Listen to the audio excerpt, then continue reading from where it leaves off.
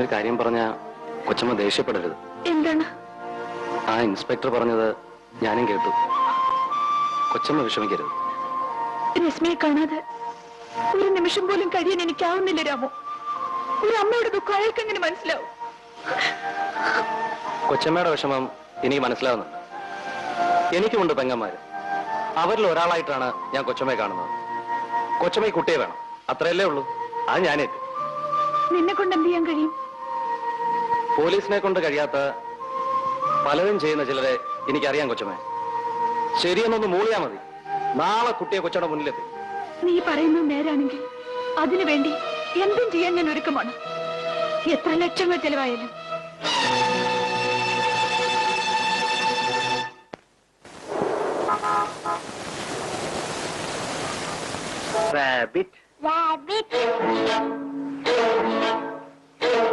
ഇനി മോർക്ക് എന്താ വേണ്ടത്? അതാണെടുക്കൂ.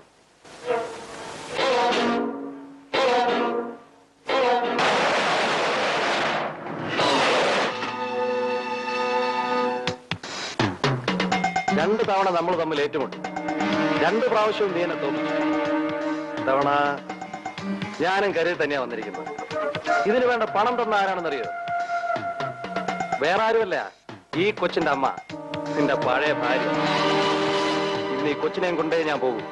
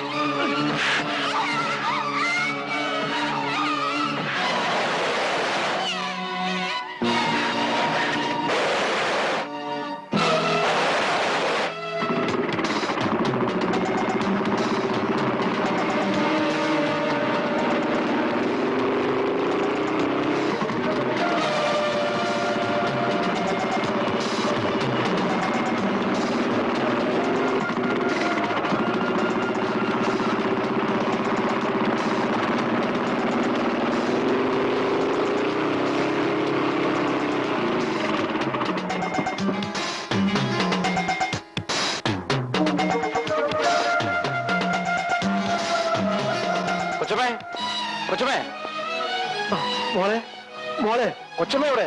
പുറത്തു പോയിട്ട് വന്നിട്ടില്ല. മോക്ക് എന്ത് പറ്റി? പേടിക്കാനൊന്നുമില്ല.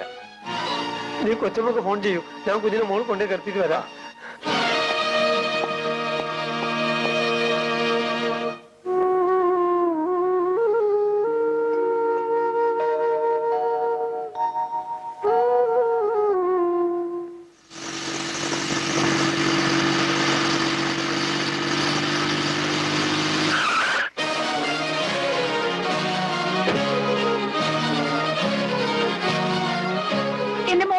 മോളിലുണ്ട്. രാമു പറഞ്ഞാ കൊച്ചമ്മേ, ജീവൻ പോലെ ചെയ്തിരിക്കും. നിനക്ക് വേണ്ടത് തരാം. ആദ്യം എന്റെ കുഞ്ഞിനെ ഒന്ന് കാണട്ടെ. മോളെ,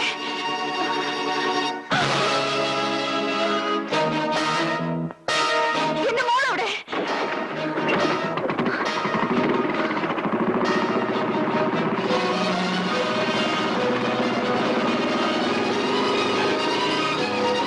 നീ പറഞ്ഞതാണല്ലേ? നീ പോലെ നീ അത് ചെയ്തിരിക്കും. ഇത്തവണ തോറ്റു, ഞാൻ സമ്മതിക്കുന്നു. പക്ഷെ ഇനി ഞാൻ ഇറങ്ങുമ്പോൾ പലതും സംഭവിച്ചെന്ന് വരും. എന്ത് സംഭവിച്ചാലും എനിക്കൊന്നുമില്ല. എനിക്ക് വേണ്ടത് എന്റെ കുട്ടിയാണ്. ഈ ഒരു വാക്കിന് വേണ്ടി ഞാൻ കാത്തിരിക്കുകയായിരുന്നു. ഇനി ഞാൻ ഏറ്റു. ആരും എന്നെ തോൽപ്പിക്കരുത്. എനിക്ക് ജയിക്കണം.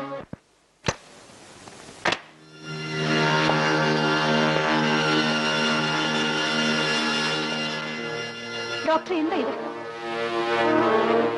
പ്ലീസ് ഡോക്ടർ, ഞാൻ അത്ര കരിയല്ല. വേണ്ട ഡോക്ടർ, എന്നെ ഉപദ്രവിക്കരുത്.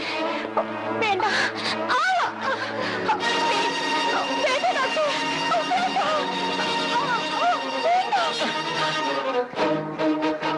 എന്റെ അടുത്ത് വരുന്നത് വന്നാൽ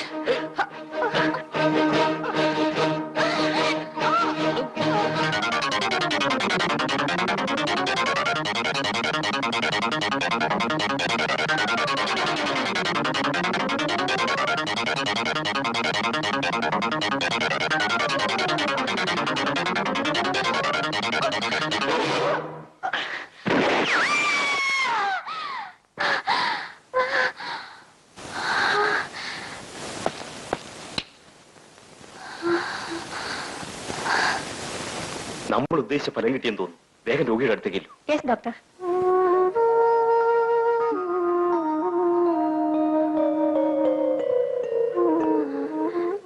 ഞാൻ എവിടെയാണ്? എന്റെ ചേട്ടൻ എവിടെ? എല്ലാം പറയാം. Hello, yes speaking. കൊച്ചിനെ ഒളിപ്പിച്ചു വെച്ചിരിക്കുന്ന സ്ഥലം ഞങ്ങൾ കണ്ടുപിടിച്ചു. വേഗം ചെന്നെ മോളെ കൊണ്ടുവാ. കൊച്ചിനെ കൊണ്ട് ഞാൻ എത്തും. പക്ഷേ ഏറ്റുമുട്ടലിനിടയിൽ അയാളുടെ ജീവൻ എന്തെങ്കിലും സംഭവിച്ചാൽ I don't care.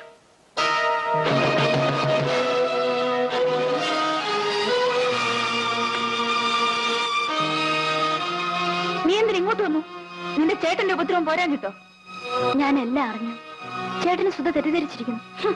ജയിലിൽ നിന്ന് വന്ന ചേട്ടൻ, പ്രാന്താശുപത്രിയിൽ നിന്ന് വരുന്ന അനുജത്തി. എന്തൊരു കുടുംബം! നിങ്ങൾക്കൊക്കെ ഇതിനകത്ത് എന്ത് കാര്യം? ഒരു പഴയ ബന്ധത്തിന് ഇത്രയും വലിയ ശിക്ഷയോ? സുധ എന്താണ് ഈ പറയുന്നേ? എന്റെ അച്ഛനെ കൊന്ന നിന്റെ ചേട്ടനെ ഞാൻ ഉപേക്ഷിച്ചു. നിങ്ങളുടെ അച്ഛനെ എന്റെ ചേട്ടൻ കൊന്നുവല്ലേ? ചേട്ടൻ ജയിലിൽ അനുഭവിച്ച വേദന ഓർക്കുമ്പോൾ ഇല്ല, മരിച്ചുപോയ ഒരാളുടെ ആഗ്രഹത്തിനായി ജീവിച്ചിരിക്കുന്നവരെ ബലി കഴിക്കാൻ ഞാൻ ഇനി സമ്മതിക്കില്ല. സുധ ഓർക്കുന്നുണ്ടോ? ചേട്ടനും സുധയുടെ അച്ഛനും വഴക്കിട്ട ആ ദിവസം.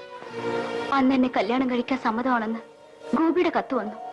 അതുടനെ ചേട്ടനെ കാണിക്കാനായി പെയ്തുകൊണ്ടിരുന്ന മഴ പോലും വകവയ്ക്കാതെ ഉടനെ പുറപ്പെട്ടു.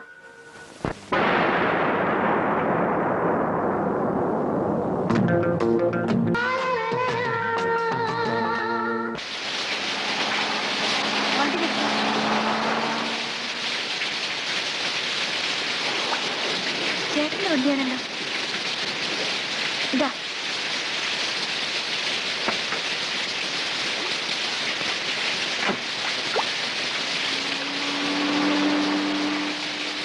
അങ്കിൾ,